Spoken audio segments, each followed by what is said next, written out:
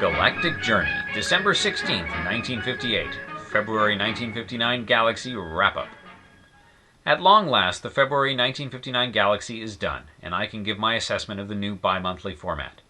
It's likely that this issue was composed of material the editor, Mr. Gold, had accumulated before the decision to reduce the number of annual issues.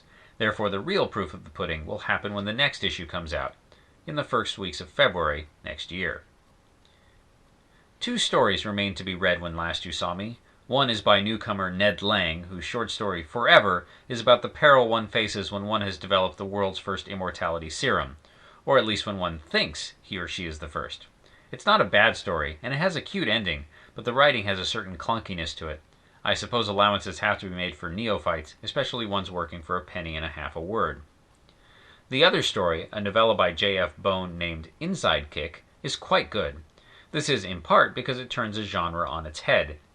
Thanks to people like Bob Heinlein, the body snatcher trope is well known. Evil, amorphous alien insinuates itself into its host human and turns it into a hollow shell. In particularly gory instances, the parasite eats its host, like the larvae of the digger wasp.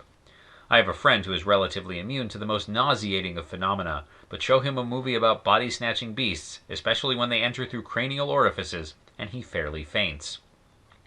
In Inside Kick, however, the symbiont is charitable rather than menacing. The Zark, as it's known, only wishes to help its host survive as best it can, for in doing so, the chances of success for both host and symbiont is maximized. The host, in this case, is a government agent by the name of Johnson, who is investigating a corrupt interstellar corporation under suspicion of growing tobacco illegally for profit on the planet Antar. Johnson is quickly fingered, and he certainly would not have lasted long were it not for the happy accident of his meeting with the Zark, a native to Antar. As the union of the two creatures occurs while Johnson is unconscious, he is unaware of the relationship. The results, however, quickly become obvious. In Bone's story, all humans have a certain degree of psionic potential.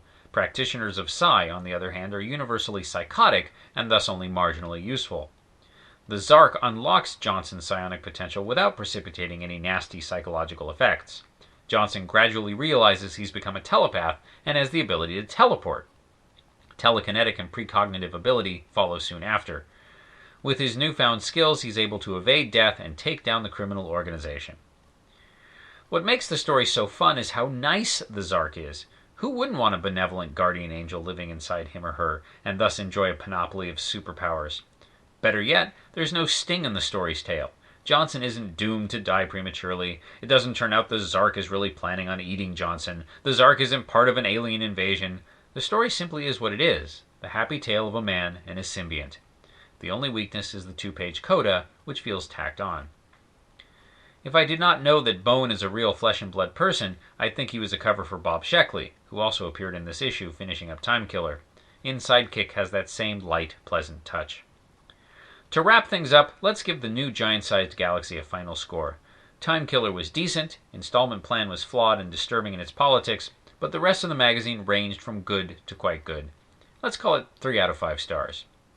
And good news! I managed to secure a copy of F and SF. Stay tuned! The original written article, linked stories, and images can be found at galacticjourney.org by Gideon Marcus.